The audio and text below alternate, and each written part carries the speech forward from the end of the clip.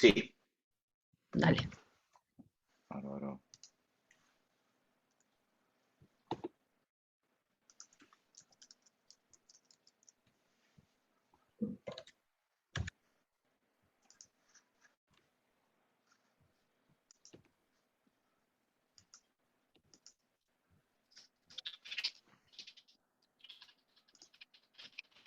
¿Se ve bien?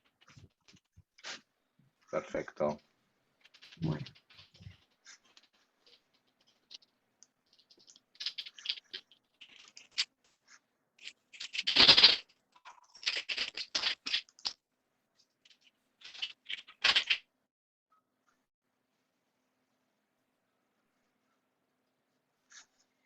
Bueno, cuando quieras, Delfina.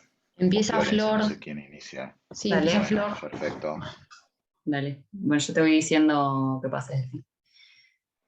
Bueno, hoy vamos a hablar de anestesia, básicamente hacer como un pro y un contra de lo que se ha estado hablando en el último tiempo, de anestesia, si usar opioides, usarlos en mucha cantidad, en poca, moderada, o directamente no usarlos, ¿sí? Pasa Delphi.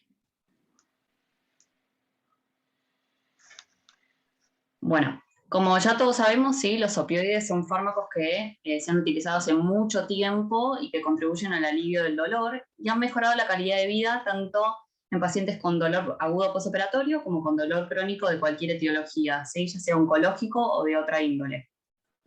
Sin embargo, en el último tiempo, ya en las últimas décadas, y a partir de la declaración del dolor como tal, como un quinto signo vital, ¿sí? Y de la presión de las industrias farmacéuticas para comercializar cada vez más los opioides, ha habido un uso creciente de los mismos para lo que es tratamiento de dolor crónico y dolor agudo postoperatorio, ¿sí? Y también en el mismo perioperatorio, con el desarrollo de anestesias y técnicas anestésicas basadas principalmente en opioides. Y todo esto ha llevado al desarrollo de lo que hoy en día se conoce como la crisis de los opioides, principalmente en aquellos países que tienen una prescripción más liberal de los opioides, como pueden ser Estados Unidos, Canadá. Capaz no es algo que nosotros estemos todavía, o por suerte, tan familiarizados. Y los anestesiólogos, digamos nosotros, como prescriptores de opioides, ¿sí? Para los pacientes, hemos sido confrontados como responsables, ¿sí? Y en parte de, no sé si esta crisis de opioides, pero sí en nuestro papel para poder solucionarla, ¿sí? ¿Pasa, Delphi? Entonces, digamos, lo que vamos a discutir hoy, que es lo que se está discutiendo a nivel mundial o a nivel de al menos las revistas, ¿sí? Es decir, deberíamos hacer una anestesia balanceada o basada en opioides completamente, o balanceada, digamos, usándolos moderadamente, o directamente una anestesia libre de opioides, ¿sí? ¿Pasa? Como ya sabemos, y esto lo voy a decir rápido, los opioides se utilizan como analgesia intraoperatoria, ¿sí? Son uno de los mejores analgésicos que hay disponibles, digamos, a nivel mundial. También contribuyen con lo que es la hipnosis, tanto durante la anestesia general como durante las sedaciones, ya que las vías del despertar se comparten también con lo que son las vías del dolor, ¿sí? Entonces estímulos muy potentes pueden generar, digamos, estímulos en el despertar. Entonces, al tener un opioide y mejorar la analgesia, contribuimos con lo que es la hipnosis, por más que no tengan un efecto hipnótico per se. Y como bueno, ya dije, son los agentes más utilizados para lo que es el dolor agudo postoperatorio, ¿sí? Pásame, Delphi. Los opioides se unen a los receptores Mu en todo lo que es el sistema nervioso central, generando analgesia, euforia, pero también con la contracara de la depresión respiratoria. Y a nivel del sistema nervioso periférico, genera una supresión de lo que es el efecto tusígeno y del reflejo nauseoso, y disminuyen también la motilidad intestinal con el consecuente ilios y retención urinaria. O sea, básicamente pasa Delphi, los podemos dividir a los efectos beneficiosos y los efectos adversos que voy a hablar un ratito, ¿sí? Entonces, obviamente, uno de los principales efectos benéficos es la analgesia, ¿sí? Son óptimos para todo lo que es el tratamiento del dolor moderado a severo, y hoy en día, como tal, no hay ningún analgésico, ningún fármaco que tenga poder o cualidades analgésicas tan buenas como la de los opioides para estos tipos de dolores, ¿sí? Y a veces incluso los opioides son necesarios en esquemas de analgesia multimodal para realmente calmar el dolor en los pacientes. Por otra parte, los opioides tienen el efecto de atenuar la respuesta autónoma, ¿sí? Ante una anoxia, evitando lo que es toda la cirugía lo que podría ser el aumento de la frecuencia cardíaca y el aumento de la presión, ¿sí? Que sería como tanto para los cirujanos como para la respuesta del estrés del paciente.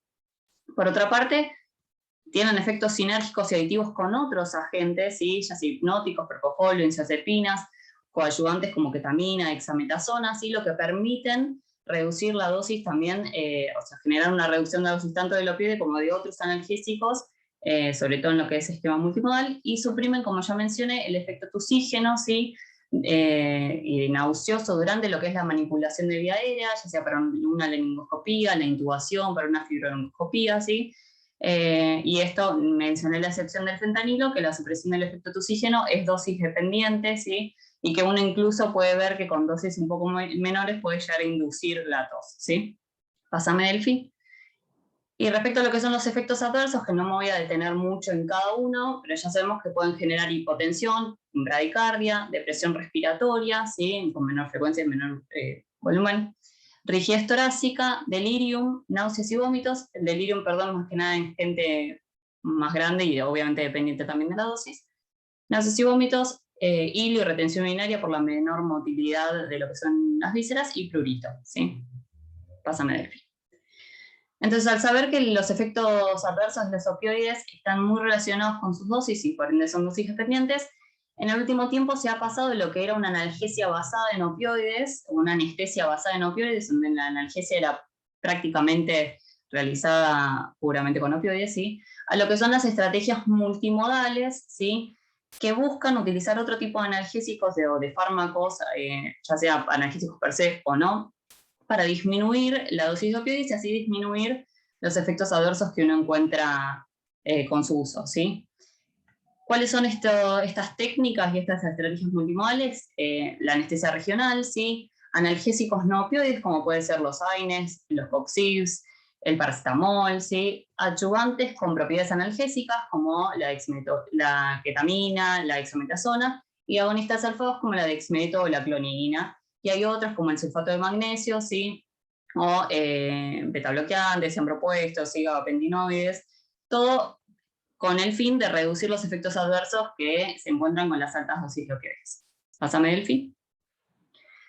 Sin embargo, lo que uno, y también lo que se está hablando o balanceando en los últimos artículos, es que uno tiene que tener en cuenta que al disminuir las dosis de opioides, uno tiene que pensar en no descuidar la analgesia, ¿sí? Y no caer en lo que es una analgesia inadecuada, porque esto puede llevar a la cronificación de un dolor agudo postoperatorio o a la mayor cronificación de un dolor crónico, o la readmisión hospitalaria, sí, en el caso de cirugías mayores.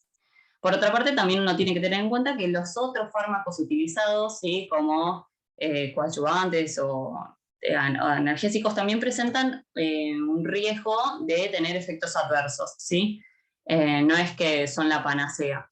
Pueden generar bradicardia, hipotensión, alucinaciones, ya lo iremos viendo, pero no es que uno reemplaza el opioide con fármacos que no tienen ningún efecto adverso, ¿sí? Entonces uno tiene que balancear el riesgo-beneficio de su uso en reemplazo de los opioides. Pásame, Delphi.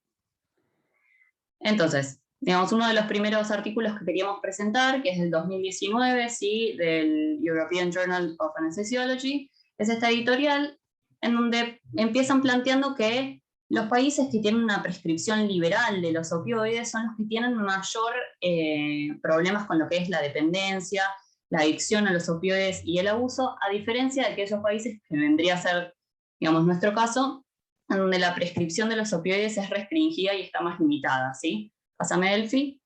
Entonces, en sí, lo que ellos plantean es que el opioide, digamos, como fármaco no sería el problema, pásame, Delphi, sino que el uso o el mal uso de todo lo que es el sistema sanitario sí es lo que estaría generando el problema de la crisis de opioides, de la adicción, el abuso y el mal uso, digamos, ¿sí? Pásame, Delphi. Entonces uno tiene que pensar que un dolor mal controlado, ya sea un dolor crónico o un dolor agudo postoperatorio, que puede llevar a la utilización de altas dosis de opioides o mismo utilización de altas dosis de opioides en anestesias basadas en opioides, y el uso de opioides por periodos prolongados de tiempo, ¿sí? Pásame, Delphi, es lo que genera como tal el mal uso de opioides, ¿sí? Y no la molécula opioide, digamos, per se. Pásame, Elfi. Entonces, lo que uno tiene que apuntar, que es a lo que uno más que nada apunta con las estrategias multimodales, ¿sí? Es a disminuir la dosis de opioide utilizada y disminuir el tiempo por el cual se utiliza la dosis de opioide, que eso lleva a un menor uso prolongado, menor riesgo de adicción, menor riesgo de dependencia y menor problemas, digamos, con los opioides, ¿sí?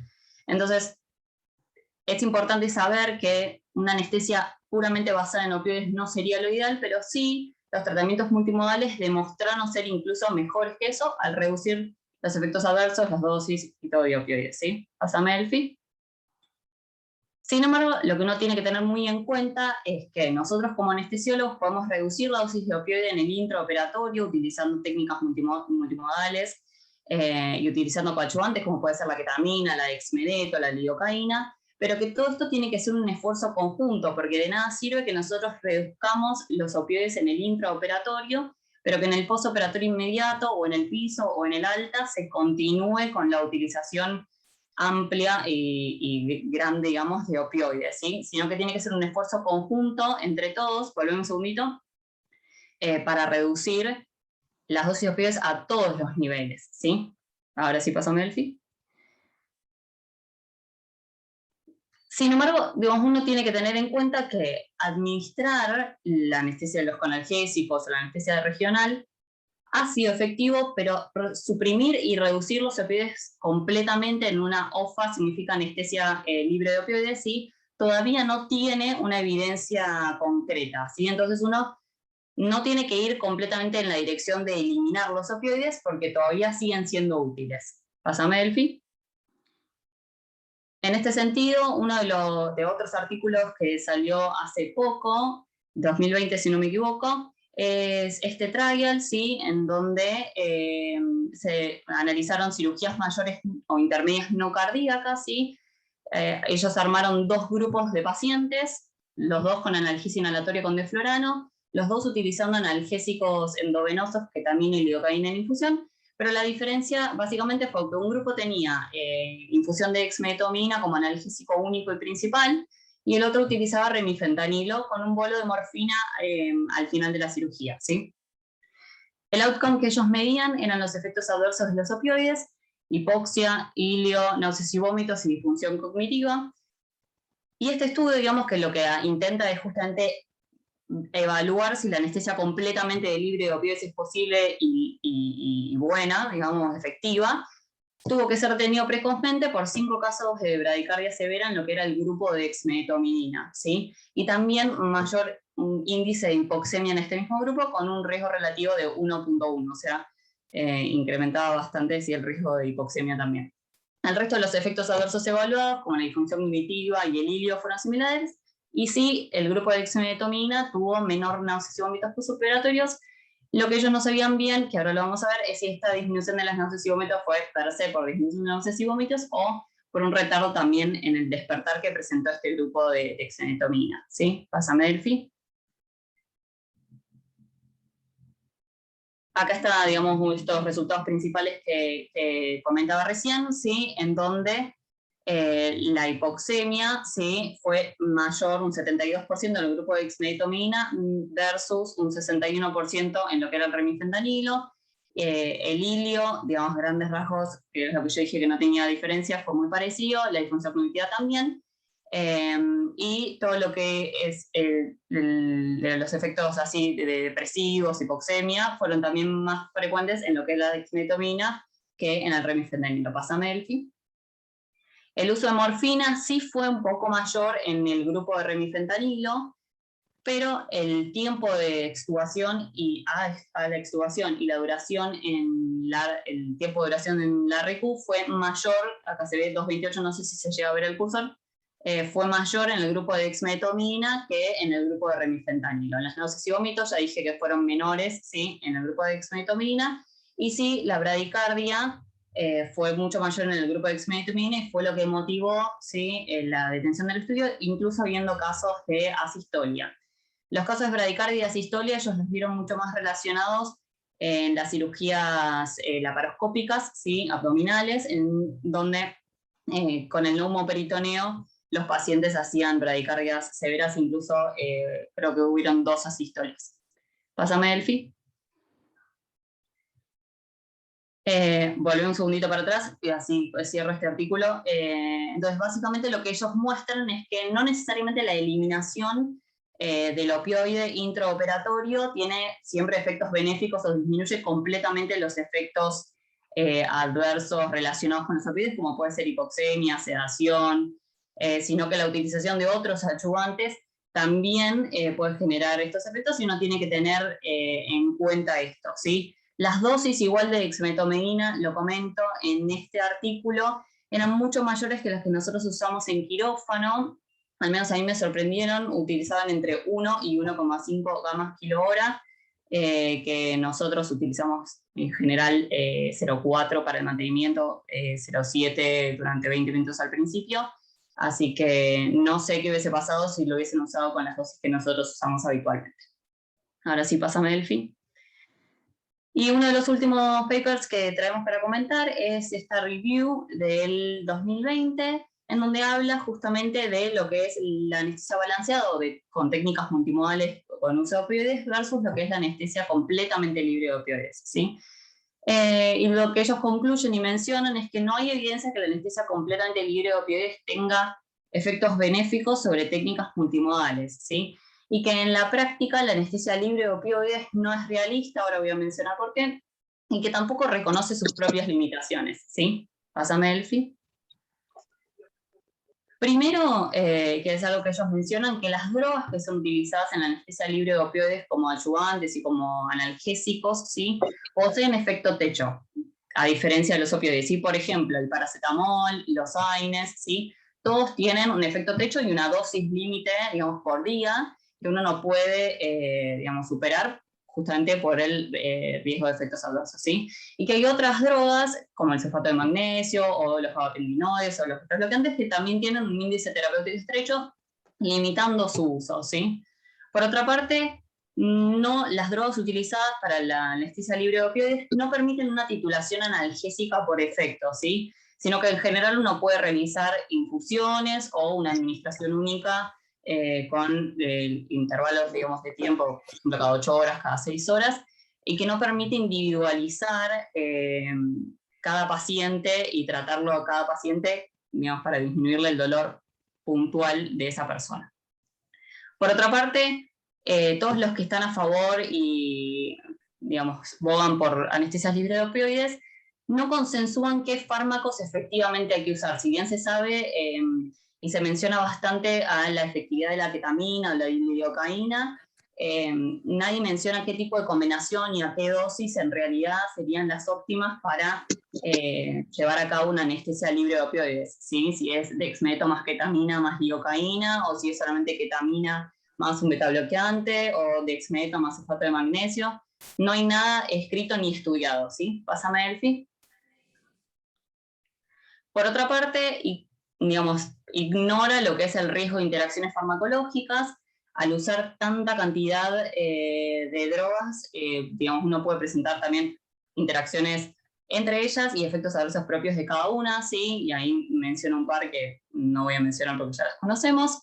Por otra parte, requiere equipamiento adicional y mayor costo, ¿sí? No solo para la utilización intraoperatoriamente de las bombas, sino también para lo que es el monitoreo posterior, ¿sí? Una vez que el paciente termina la cirugía y está en lo que es la recuperación o incluso en el piso, si uno mantiene la administración de estos coadyuvantes, estos analgésicos, debería monitorizar todo el tiempo lo que es la saturación, lo que es la conciencia, la presión, la frecuencia cardíaca de los pacientes, que, como ya sabemos, en el piso no es algo que está monitoreado continuamente como una terapia intensiva, ¿sí?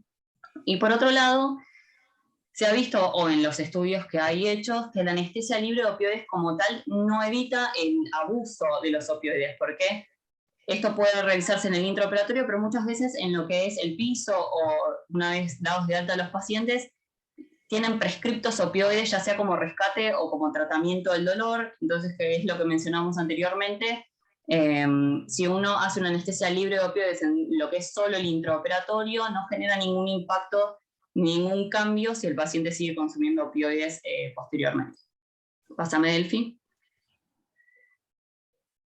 Por otra parte, en el caso de utilizar anestesias regionales, sin utilizar ningún tipo de opioide ni de rescate ni como medicación analgésica, Puede tener un efecto rebote, ¿sí?, de dolor post-anestesia regional, que no tienen en cuenta.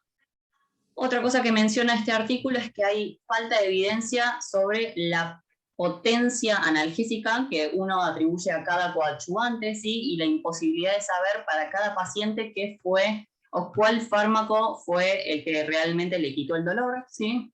Y como ya vimos, muchas de las medicaciones utilizadas generan digamos, un retardo en el despertar, somnolencia, entonces también hay un impedimento en la deambulación precoz. Pásame, Elfi.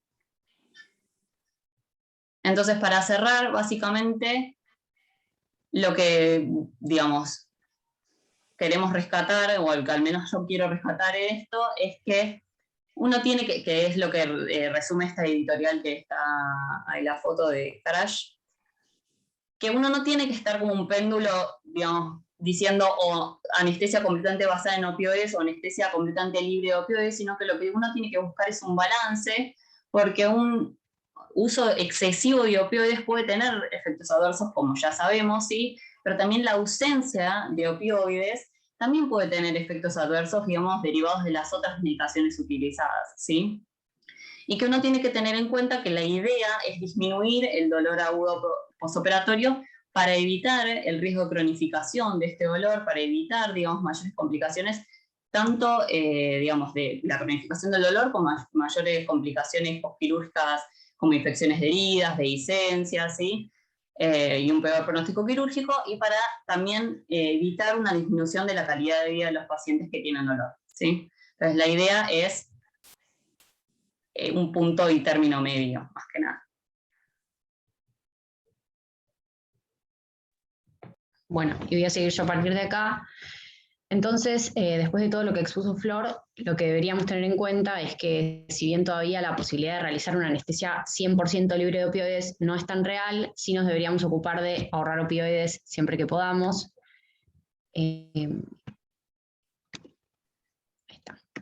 Y les traje algunos datos que tienen que ver con la crisis de opioides de Estados Unidos. Son datos que saqué de los reportes del Departamento de Salud y reportan, por ejemplo, en 2017 que en una década nada más aumentaron 6 veces lo que ellos definen como mal uso o uso inadecuado de opioides, que es decir, que los pacientes toman la medicación en mayor dosis o con una indicación diferente que la que fue prescrita por el médico, que en 5 años la proporción de muerte por sobredosis opioide dentro del total de muertes por sobredosis pasó del 20 al 68%, y que el 20% de los pacientes que terminaron en un uso inadecuado de opioides habían recibido estos fármacos por primera vez en un contexto perioperatorio, especialmente dentro de la población sometida a una cirugía oncológica con intenciones curativas. Alrededor del 10% de los pacientes que eran vírgenes de opioides continúan tomando medicación opioide hasta un año posterior a la cirugía, con lo cual tenemos que enfatizar en el riesgo de cronificar el consumo opioide, el cual aumenta exponencialmente después del tercer día posoperatorio recibiendo estos fármacos. También elegí este estudio retrospectivo que se publicó en la BMJ en 2018, en donde estudiaron una cohorte de 1 millón de pacientes vírgenes de opioides que se sometieron a cirugía, y todos recibieron alguna medicación opioide en el contexto perioperatorio, y además de eso, el 56% se llevó a la alta hospitalaria una prescripción opioide por vía oral.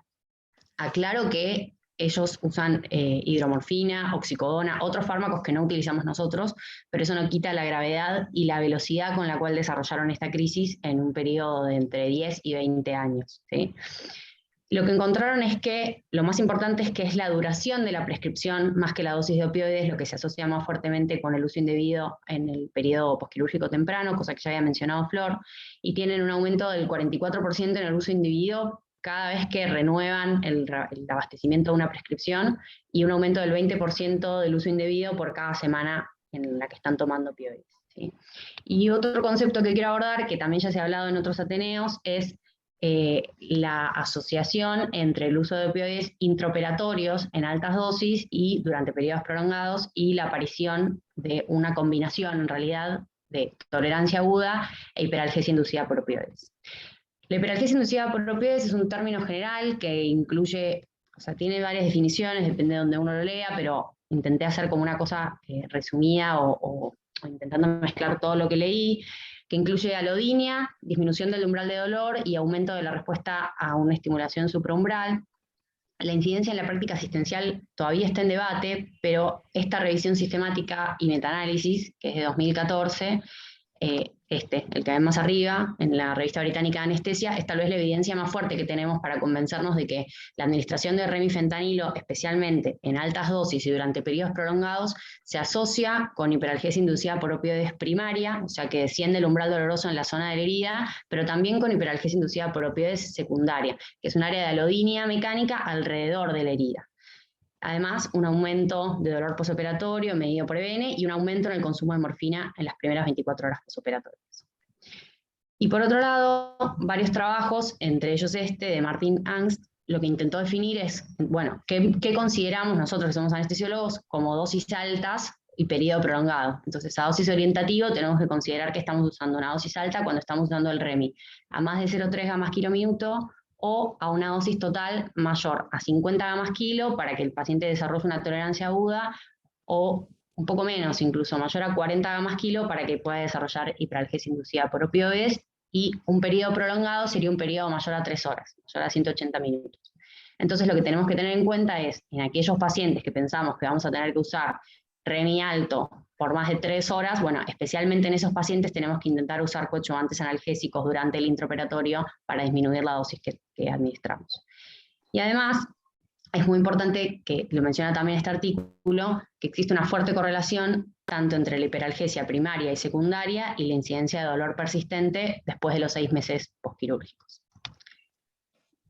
Por otro lado, si bien los coadyuvantes analgésicos que aparecen en esta foto, bueno, la lidocaína, el Precedex, la ketamina, y que también ya mencionó Flor, tienen la capacidad de modular sinérgicamente las vías dolorosas y según la evidencia disponible mejoran la analgesia y disminuyen el requerimiento de opioides posoperatorios.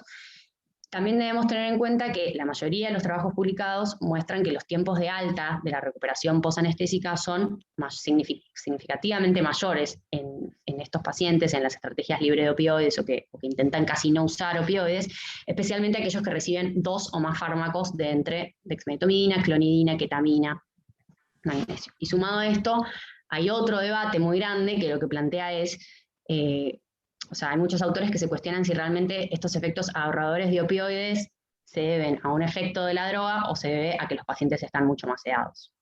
Y como en todo, no hay un solo abordaje que le sirva a todos los pacientes, no hay una sola estrategia que pueda generalizarse para un determinado tipo de cirugía, sino que el plan anestésico o analgésico tiene que ser individual para cada paciente y para cada cirugía. Este trabajo también me parece interesante, plantea que existen algunas circunstancias puntuales en las que sí se recomienda especialmente dedicarse a un ahorro sustancial del opioide perioperatorio. Les recomiendo que lo lean, está bueno. Sugiere, bueno, en aquellos pacientes con compromiso respiratorio, en aquellos pacientes que tienen SAOS sin ser obesos, que a veces uno como que hace toda la estrategia como de ahorrar opioides cuando el paciente es obeso y tiene SAOS, pero aquellos pacientes que no son obesos y tienen SAOS también deberíamos ahorrar opioides. En pacientes que, bueno, obviamente tienen dependencia a los opioides o ciertos síndromes de dolor crónico. Y siempre tener en cuenta que hay pacientes oncológicos que tienen claros beneficios para protocolos ERAS, como son las cirugías de cáncer colorectal y demás. Para estos pacientes en los que querramos hacer anestesia libre de opioides o ahorro de opioides, recomiendan una dosis única o una infusión, una anestesia regional, sea epidural o un bloqueo regional periférico, corticoides, paracetamol más AINES, bueno, todo lo que ya dijo Flor, los coadyuvantes que ya conocemos, ketamina, clonidina, lidocaína, dexmedetomidina o la combinación. Y en la foto de la derecha, si bien representa una situación como de identificación de banderas rojas en una situación que pareciera una cita, nosotros lo que sí leí mucho es que deberíamos empezar a concientizar cuando nos enfrentamos a un paciente que está lleno de banderas rojas con respecto a su riesgo de desarrollar un uso inadecuado, tolerancia, abuso o incluso adicción a los opioides. Existen alertas en el comportamiento psicosocial y patrones de comportamientos que se podrían evaluar, que están asociados a este riesgo, como el uso preoperatorio de opioides, la autoindicación de los mismos, la depresión, trastorno por uso de otras sustancias, dolor severo preoperatorio, los pacientes que tienen lo que yo llaman, o que intenté traducir como un conocimiento indebido o exagerado sobre los fármacos opioides, o sea, que conocen lo que es la morfina, que conocen lo que son los opioides. Y en Estados Unidos y en otros países que están preocupados por crisis similares asociadas a opioides, existen estrictos controles de estos comportamientos y estos factores psicosociales durante todo el viaje quirúrgico. Entonces, o sea, desde la instancia prequirúrgica hasta la alta hospitalaria, los pacientes en determinados momentos son evaluados con respecto a su riesgo de desarrollar este tipo de comportamientos y se implementan las posibles intervenciones para evitarlo, y un sistema de este estilo, la verdad es que se recomienda fuertemente para aquellos países que todavía están a tiempo de reducir el impacto de una crisis opioide como podríamos ser nosotros. Las conclusiones entonces son que todavía no tenemos un monitoreo de la nocicepción preciso, ¿sí? Que distintos signos en el monitor, como el sistema nervioso autónomo, los solemos utilizar como indicadores, pero que también existe la posibilidad de sensibilización, y que el objetivo siempre es una adecuada analgesia y un buen control del dolor agudo posoperatorio, como dijo Flor antes, porque eso es lo que va a evitar la cronificación. Los estudios, entonces, nosotras dos por lo menos concluimos que no son suficientes para recomendar una anestesia 100% libre de opioides o la suspensión de los opioides, y que siempre la mejor opción es utilizarlos, pero en la menor dosis posible, en el menor tiempo posible, siempre manteniendo una adecuada analgesia. Un poco la conclusión es esta, que no son los opioides, sino cómo los usamos, y eso fue todo. Me vuelvo a poner la cámara, y gracias. Escuchamos. Bueno, qué buenas charlas las dos, excelentes, ¿no? La verdad que fue muy instructivo, muy rico. Hoy, si me permitís, Carlito, quiero presentar, no sé si lo presentaste Por antes. supuesto. No, porque se Hemos conectó justo invitado sobre la hora. a que participe con nosotros un amigo nuestro del Hospital Italiano, también muy amigo de Hernán Boveri y alguien que yo conozco hace muchos años, que es Sergio Vergese. Vive en Estados Unidos, pero bueno, no es argentino, es cordobés, pero están cerca. Y en general ha colaborado muchísimo en todo lo que es el desarrollo de la anestesia en Latinoamérica. Él siempre está presente, siempre está dispuesto a ayudar. Ha ayudado a muchísima gente. La verdad que Sergio es una persona admirable.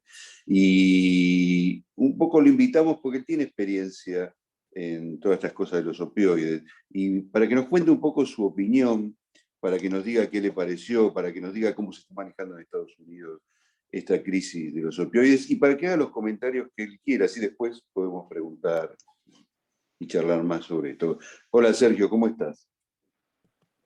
Hola Carlos, gracias por invitarme primero, y es cierto que soy amigo de Hernán Boveri y a ti apenas te conozco, o sea que lo tuyo creo que fue un poco un stretch. Mira, la verdad que yo siempre digo lo mismo, trabajo mucho con el grupo de dolor acá en Estados Unidos, Jim Piscuzzi, en todos los grupos grandes, pero no soy especialista de dolor clínico, no me considero. Me considero un especialista de dolor en investigación. O sea que mucha gente aquí tiene mucha más experiencia que yo. Pero hay dos o tres cosas que son nuevas, que creo que estamos mirando opioides de manera diferente, y quisiera traer, y creo que muchas de esas cosas fueron mencionadas. Quisiera decir dos cositas. Una es, las presentaciones muy buenas, la verdad que la primera, tú, Flor, identificaste algo que aquí en la editorial no se identificó, que para mí cuando leí ese papel francés me llamó poderosamente la atención, de que la dosis de dexmedetomidina era es muy alta, ¿no es cierto? Entonces, todos los efectos colaterales que se veían, para mí no es que sea una falta o un defecto de la anestesia libre de opioides, que más era una dosis muy alta de dexmedetomidina. Yo hice el estudio inicial que le dio aprobación de la FDA a la dexmedetomidina, y la dosis de 0.7 sabíamos que era muy alta, y que casi mata la droga, porque la gente tenía bradicardia, hipotensión, etcétera, ya lo sabemos. Yo creo que la dosis de para sedación 0.4, 0.5, y para anestésica no necesita más de 0.2, 0.3. O sea que de ahí a lo que se usó en ese papel es una cosa que es muy alta. O sea que creo que esa comparación Creo que la gente que Jim Bradmel conozco y que es chairman acá en Boston, es como que tuvieran una agenda en defender la anestesia con opioides. Por ahí me pongo a pensar, porque la verdad que hay gente muy inteligente que ha dedicado su vida a esto, no puede que pierdan eso. Hubo 2 editoriales y un video editorial y nadie mencionó la dosis de dexmedetomidina. 2 cosas que dijiste, Flor, no estoy seguro que estoy de acuerdo. Una, dijiste que hay una relación entre la dosis y los efectos colaterales. Y no hay datos que soporten eso. Tiene lógica de pensar que si más le das, más efectos colaterales vas a tener, pero los datos no muestran eso. Y eso es importante porque eso creo que para el argumento que tenemos, si no opioides, mucho opioide o poco opioides, es importante porque si poco opioides va a tener los mismos efectos colaterales que muchos opioides, entonces la pregunta es, ¿estamos haciendo algún beneficio? Creo que puede que tengas razón, pero los datos no soportan eso. Y eso es importante, ya voy a volver a ese punto. Y la otra cosa que dijiste en delirio, creo que es cierto que opioide da delirio en el ICU, pero no hay datos que soporten, o hay 50 y 50, de delirio perioperatorio. Si usas opioide perioperatorio, delirios, hay mitad de papeles que dicen que sí, la mitad dicen que no, por lo tanto no estoy seguro. Delfina, lo mismo, la única cosa que no estoy de acuerdo, creo que fueron 3 pasos cuando aprendimos de hiperalgesia. Y los 3 pasos fueron, primero, si remifentanilo hoy no existiese, probablemente no conoceríamos lo que es hiperalgesia. O sea, remifentanilo nos enseñó de hiperalgesia, remifentanilo de dosis alta nos enseñó de hiperalgesia, pero creo que hoy sabemos que cualquier dosis de remifentanilo da hiperalgesia. Y tú, Flor, dijiste, no, Delfina dijiste que solamente las dosis altas. Yo creo que sería un poco más conservativo con eso. Creo que todas las dosis de remifentanilo, voy a ir más lejos, todos los opioides producen hiperalgesia. Entonces, acá lo que es nuevo desde el punto de vista research, que me hace ver a esto diferente, son 2 o 3 cosas. Una es, si no uso opioides y uso una anestesia libre de opioides 100% como tú dijiste, uno de los concerns que es muy grande es que no puedas modular la nocicepción. Y si no expones al receptor de opioide antes, con una dosis muy baja, después el paciente puede que tenga más dolor y no responda a los opioides. O sea que el argumento grande de tener una dosis baja de opioide inicial es para modular la nocicepción. Ahora, ese es el extremo izquierdo. El extremo del otro lado es, lo que sabemos hoy es que si usamos opioides, y creo que hay que hacer una definición grande entre opioides intraoperatorios y opioides tempranos perioperatorios, o sea, al final de la cirugía y en el estado postoperatorio agudo temprano. Yo creo que hay que hacer una definición ahí. Y ahora me voy a referir solamente al opioide intraoperatorio, ¿no es cierto? No para tratar el dolor del paciente que va a despertar, no para tratar el dolor del paciente que tiene dolor agudo. Lo que sí sabemos es que la dosis de opioides intraoperatorios está relacionada, uno, con hiperalgesia, pero eso Delfina ya lo definió muy bien. Segundo, si usas opioides intraoperatorios, el paciente tiene más dolor agudo, o sea que el fenómeno de hiperalgesia, el fenómeno de lo que se llama HIT o OIT, que es tolerancia al final del día, parece ser que la dosis intraoperatoria de opioide acelera este proceso.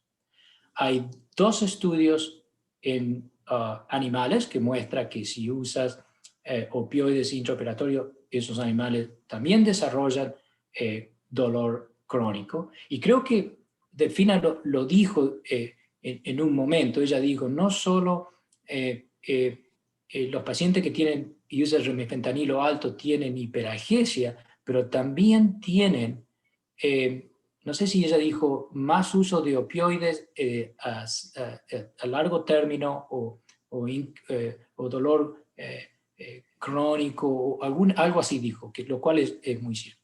O sea que si usamos opioides intraoperatorios, el paciente tiene hiperalgesia, tiene más dolor agudo, puede que tenga dolor crónico, al menos fue mostrado en animales, tienen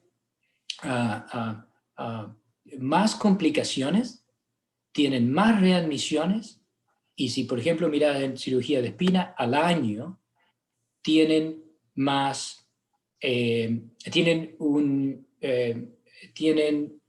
andan peor, ¿no es cierto?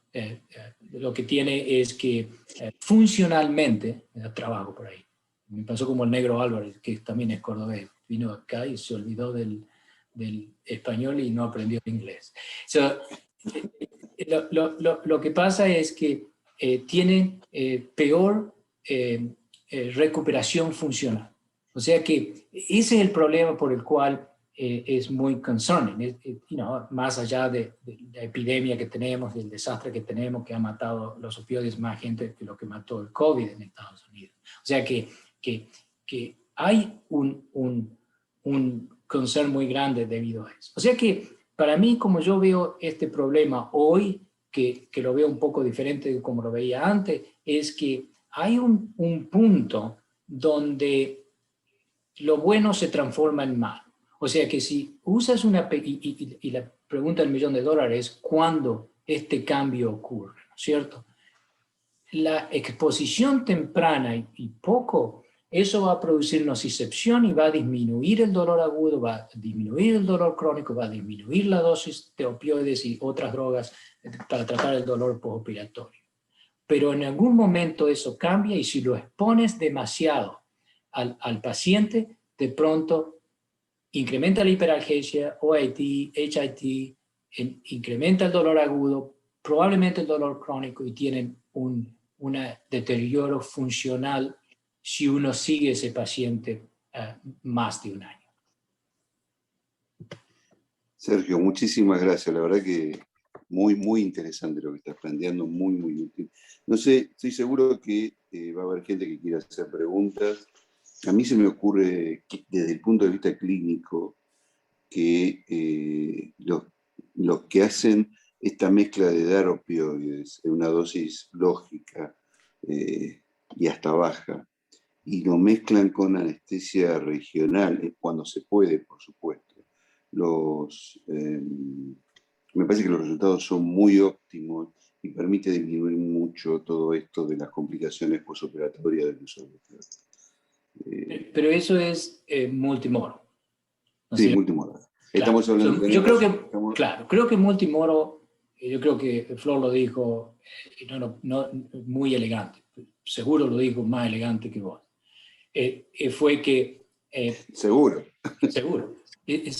Funciona, no hay dudas, hay formas de hacerlo, pero no te olvides que el opioide tiene un rol importante en el tratamiento del dolor múltiple, sí, así como también era. O sea que el problema es, creo que no estaba prestando mucha atención, pero creo que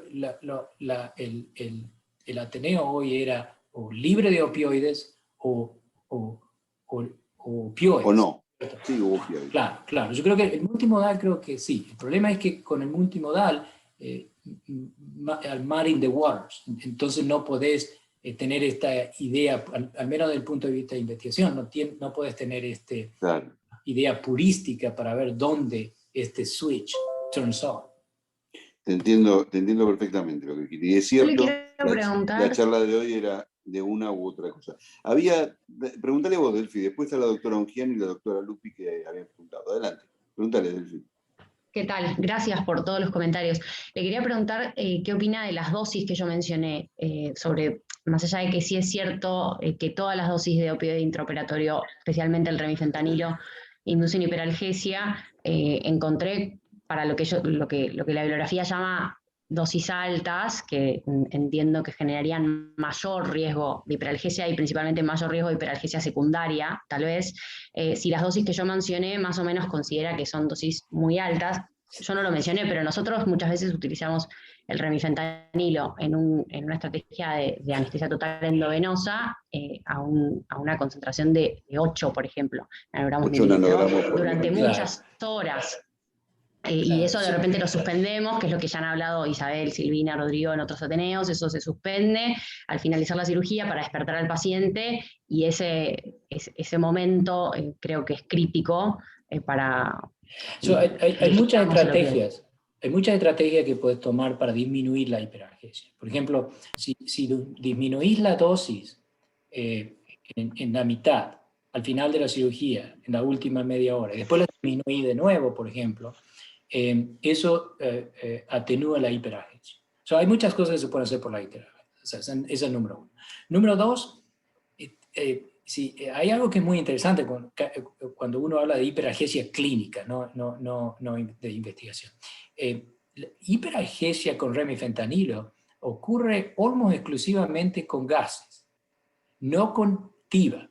Hay varios papeles que muestran que si haces TIVA con propofol, remifentanilo, la hiperalgesia casi no existe. O sea que puede que haya una diferencia entre las dos. O sea que para mí decirte la dosis es muy difícil. Lo único que sí te puedo decir es que, mira, gracias a la dosis de remifentanilo, creo que fui a Japón 30 veces, porque en Japón, cuando empezaron a usar remifentanilo, la dosis fue aprobada para dolor, mucho más alta. Entonces ellos usan 0.2, 0.3 microgramos por kilo, una dosis muy alta. Acá en Estados Unidos nosotros usamos 0.5. Y la razón es muy simple. Si Peter Glass tuvo este papel donde él mira qué dosis de remifentanilo es necesario para disminuir el MAC de isoflorano a la mitad. Y la dosis que él encuentra es 0.037, 0.04 para disminuir, eso es mic per kilo per minute, right?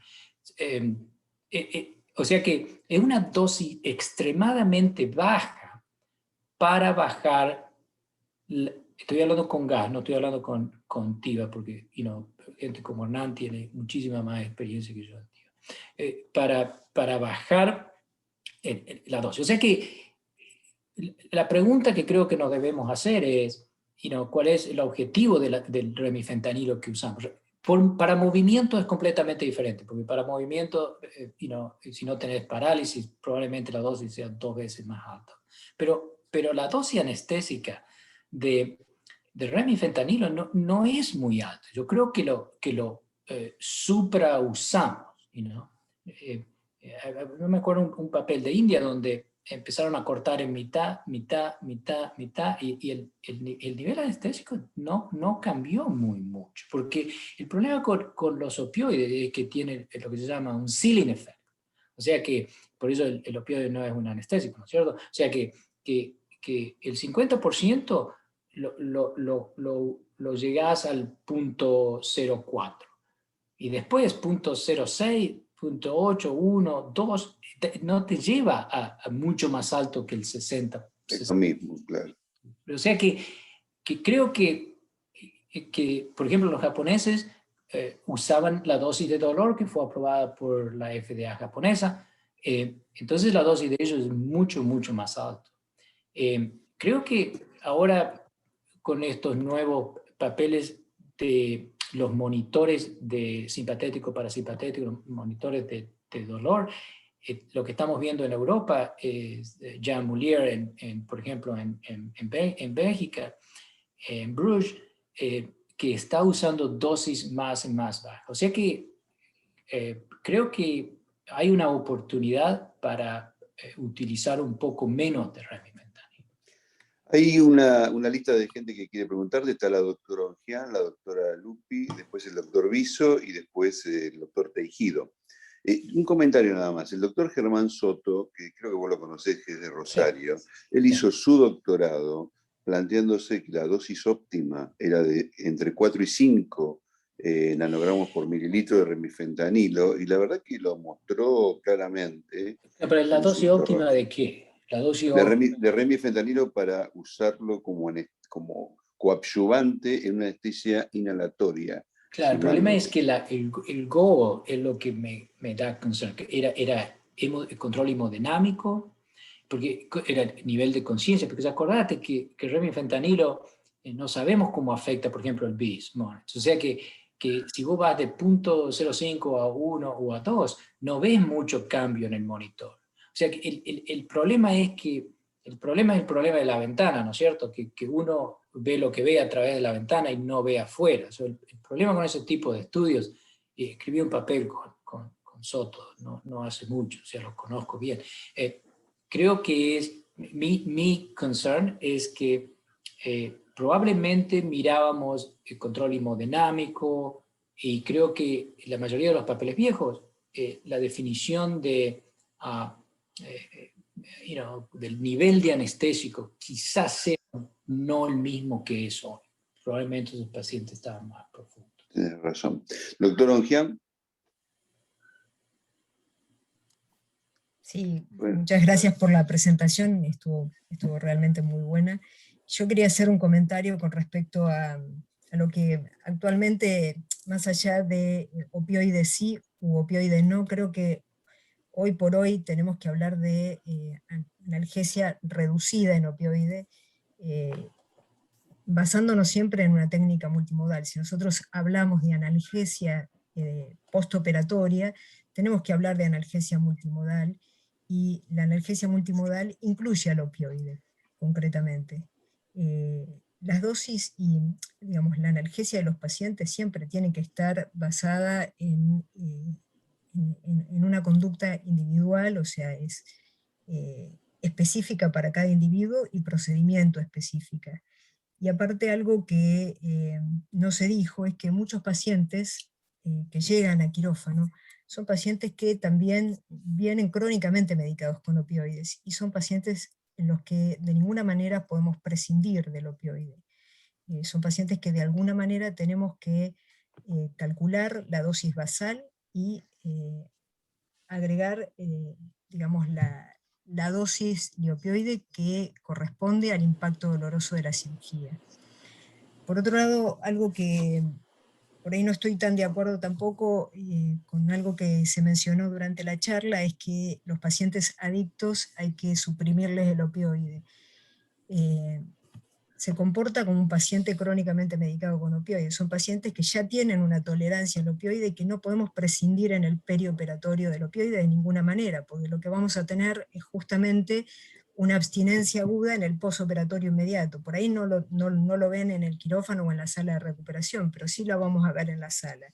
Y son pacientes que son muy difíciles de manejar, son pacientes que requieren sí un agonista alfa-2, que requieren benzodiazepinas y que requieren, por supuesto, una analgesia multimodal. Estoy de acuerdo contigo. Mira, dijiste 3 o 4 cosas que son muy importantes. Creo lo último que dijiste, si miras las guías americanas, el paciente que es adicto debe ser tratado con opioides, punto. Creo que eso ha sido bien definido porque no hay otra forma de hacerlo. O sea que, la analgesia, creo que lo que tú has dicho es cierto. La analgesia multimodal, el opioide tiene un rol muy importante. Y probablemente, por ejemplo, acá en Estados Unidos, yo estaba trabajando en 2 alternativas para reducir el abuse, opioid abuse, ¿no es cierto? El sobreuso, que es apagar el fuego con fuego, o sea, usar opioides, diferentes tipos de opioides para disminuir el uso de opioides.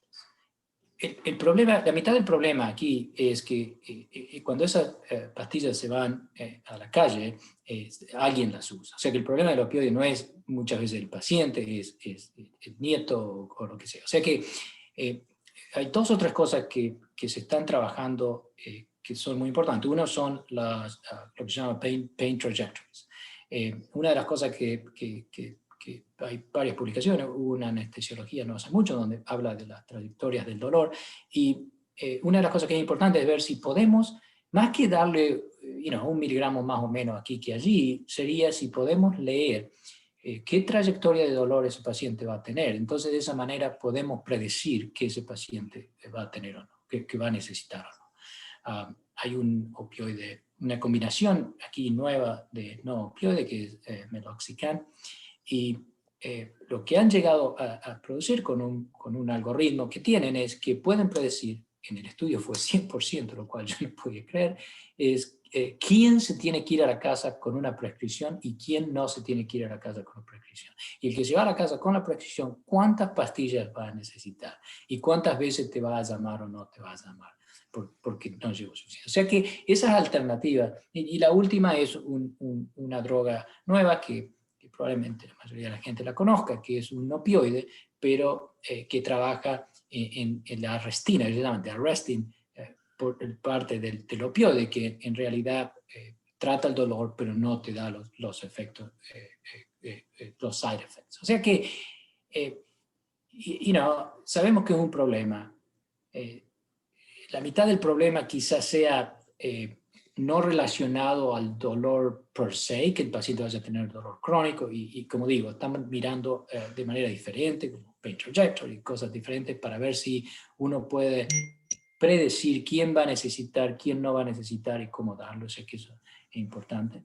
Y bueno, el resto creo que fue dicho muy elocuentemente.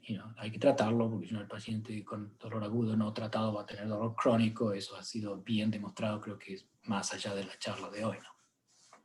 Carlos, perdón, una aclaración para Isa. Sí. Tal vez entendió mal. Yo no quise decir que los pacientes que vienen con consumo previo de opioides haya que ahorrar opioides. Me referí al intraoperatorio, o sea, me refiero a la dosis alta de remifentanilo en el intraoperatorio, que sería importante en esos pacientes utilizar otros coadyuvantes para intentar disminuir la dosis de remifentanilo durante el intraoperatorio. Eso fue lo que dije. Muchas gracias, Delfina. La doctora Lupi. Hola, sí, buenas tardes. Perdón que estoy sin la cámara. Excelente la presentación, hermosa. No, yo quería hacer una salvedad, y es que la epidemia de opioides es algo que estamos leyendo todos los días en muchísimos artículos, en todos los artículos médicos, y bienvenido sea, porque digamos es algo que nos hace buscar alternativas y estrategias superadoras, pero no es lo que sucede en Latinoamérica. Tenemos una situación muy difícil. La OMS estima que el 66% de la población mundial no tiene adecuado acceso de opioides, y esto representa de alguna manera un dilema por subutilización crónica en América Latina, dejando a pacientes con dolor oncológico y no oncológico maltratados o con subutilización de analgésicos. Entonces le estamos dando fármacos para el dolor a pacientes que no lo requieren, dejando con dolor severo a pacientes con dolor oncológico sin tratamiento. Pero eso es una salvedad que la voy a dejar aparte. Nos estamos enfocando más en la prescripción que de alguna manera sea más segura. Y en esto, estoy totalmente de acuerdo con lo que dice el doctor Vergés en cuanto al seguimiento del paciente desde la cirugía al alta, y se está poniendo el foco en lo que son los servicios de dolor en domicilio, el cuidado perioperatorio que se extienda hasta los 3 meses de postoperatorio para todas aquellas cirugías medianas y grandes, porque ahí tendríamos un control con una prescripción adecuada y controlada de la medicación que se indica por farmacia. Nosotros tenemos un hospital grande, un hospital que hace seguimiento, que la farmacia, la indicación está en sistema, es bastante fácil de seguir. Tenemos como contra que cualquier paciente va a la farmacia y compra cualquier cosa sin receta, pero bueno, ese es otro tema, ¿no? De alguna manera se puede hacer un seguimiento mucho más estrecho de cada paciente, Y la idea es para todos aquellos pacientes que tengan factores de riesgo, que ya vengan tomando opioides, que detectemos en el prequirúrgico que es un paciente con factores de riesgo, podamos hacerle un seguimiento a largo plazo, y esto que dice el doctor del conteo de pastillas, el refill, lo tengamos como más cercano. Muchas gracias por tu comentario. Hugo Viso, ¿vos tenés alguna pregunta o querés hacer un comentario? Sí, una pregunta quería hacer. Con respecto a la hiperalgesia posterior, lo que quiero preguntar es, con el uso de morfina, la hiperalgesia posterior, si es variable según la vía de administración, sea esta endovenosa, subaracnoidea o epidural. La verdad que no hay estudios específicos. Lo único que creo que sí. Lo único que te puedo decir es que todos los opioides mecanísticamente, de la manera que producen hiperalgesia, es muy similar. Inclusive, el último estudio, la persona que describió aquí en Harvard, que describió hiperalgesia, estaba haciendo estudios con dosis de fentanilo bien baja, como por ejemplo la inducción. Y mecanísticamente trabaja de la manera similar. Por lo tanto, si tú miras, por ejemplo, los controles, los niveles plasmáticos del intravenoso o espinales o epidurales, se equilibran muy, muy rápidamente. Y terminan siendo muy, muy, muy similares. Por lo tanto, la cantidad que llega al cerebro son muy similares. Por lo tanto, me imagino que mecanísticamente trabajarían de manera muy similar, pero no hay datos específicos en epidural o espinal que yo sepa, al menos. Perfecto. Carlos, Muchas gracias. Tejido. Sí, ante todo gracias por la presentación y gracias Sergio por la participación, la verdad que ha sido muy linda. Gracias a ti. Yo lo que te quería preguntar, Sergio, es sobre estos monitores que han aparecido como el ANI, que miden nocicepción. De hecho, con Hernán, una pena que justo no se pudo conectar, lo estuvimos probando en el hospital, y si tenías alguna experiencia al respecto, porque un poco buscan esta cosa, ¿no? De disminuir Sí. la dosis, pero con Sí. una fundamento que es volvemos al hemodinámico, ¿no? O el tono parasimpático. Claro. Mira, tenés mucha razón en lo que dijiste. La verdad que te llevó 5 minutos darte cuenta, lo que a mí me llevó como 5 años. Yo la verdad que tengo un conflicto de interés porque trabajé con las dos, Carlos sabes, esto de M. Doloris, que estoy trabajando actualmente, y MedAsense en Israel, que trabajé temprano. Son dos plataformas completamente diferentes, ¿no es cierto? Una tiene un algoritmo y el otro usa el sistema, M. Doloris usa el sistema simpático, el balance del sistema simpático y parasimpatético, ¿no es cierto? Inicialmente, cuando yo vi esto, 10 años atrás, digo, esto va a disminuir la dosis de opioides. Y recién terminamos un trial con M. Doloris, siempre me confundo, y ahora estamos haciendo el trial con MedAsense para mandar a la FDA. Y interesante es que en muchas circunstancias, y si no es la mayoría de las circunstancias, cuando usas el monitor, usas más opioides. Entonces la pregunta después es que va a disminuir opioides, y creo que la respuesta es no. Ahora, la pregunta es, ¿vas a utilizar los opioides en el momento oportuno y mejor, que va a disminuir el dolor postoperatorio? Creo que esa es la pregunta actual. Puede que el paciente tenga mejor control postoperatorio y puede que el paciente necesite menos opioides postoperatorio. Pero si miras a la dosis intraoperatoria, al menos con gas, con remifentanilo y Tiva fue un poco diferente porque utilizaron menos. Pero si usas un anestésico, gas, y después te das dosis solamente cuando ves la variabilidad, ahí ves que a veces puede que utilices más. O sea que creo que al final del día estos monitores no van a ser diferentes que el BIS. Puede que te ayude a titular tu anestésico mejor. Y creo que la pregunta es lo que tú dijiste, Carlos, you nail it on the head, que es si tienes un control del balance simpático-parasimpatético que es mejor intraoperatorio, va ese paciente a tener mejor control del dolor postoperatorio. Creo que eso es lo que la FDA está muy interesada.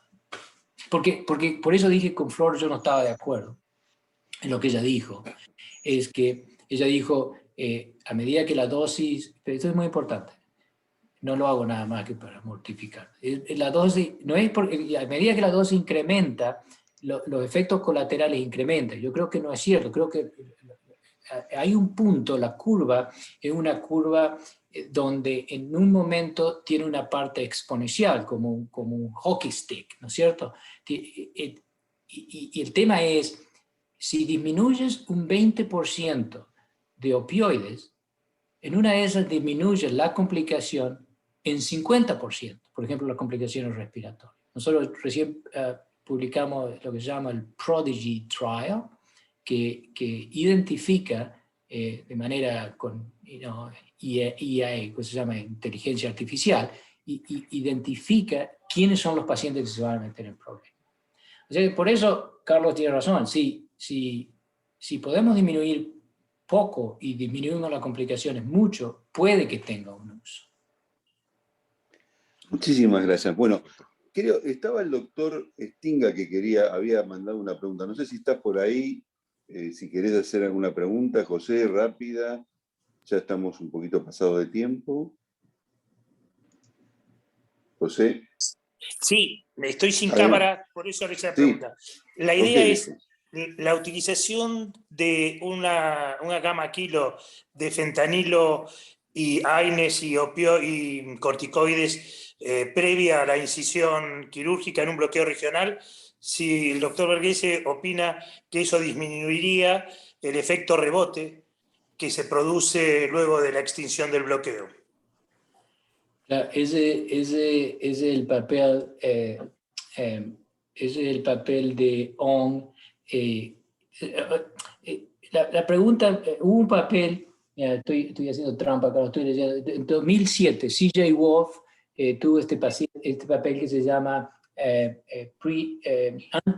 Anti-Nociceptive Treatment, que previene un bloqueo del input. O sea, lo que llamamos, creo que lo llamábamos preemptive analgesia, lo llamábamos acá. Sí.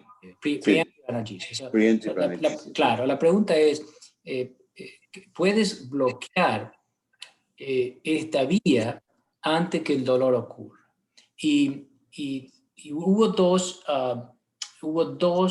metaanálisis. Uno fue el de Moynish y el otro fue el de ONG. Y básicamente creo que lo que mostraron es que los anestésicos locales, la epidural o espinal, y los no esteroideos, son los únicos tres que tienen un efecto positivo en disminuir la analgesia preemptive. El no esteroideo solamente fue mostrado en uno de los dos metaanálisis, porque el primer metaanálisis le miró nada más que el dolor, el segundo metaanálisis miró a dolor, los mismos papeles, pero miró a dolor, primera dosis de opioides o de rescue, y la dosis total de opioides. Por eso creo que en ese fue mejor. O sea que creo que el no esteroideo tiene. El acetaminofeno no lo tiene. Y interesante, en los dos metaanálisis, el opioide muestra que, si tú miras, que desfavorece, si le das opioides antes de la incisión, desfavorece la preemptive analgesia. O sea que lo hace peor. Gracias. Muchísimas gracias. Bueno, Flor Florencia, Delfina, muchísimas gracias por la presentación, fue excelente. Y Sergio, gracias por tu tiempo y por la generosidad de estar presente con nosotros.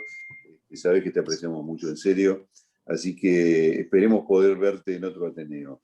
Sí, invítame en serio, ¿no? Sí, te invitamos, por supuesto. Necesito asado.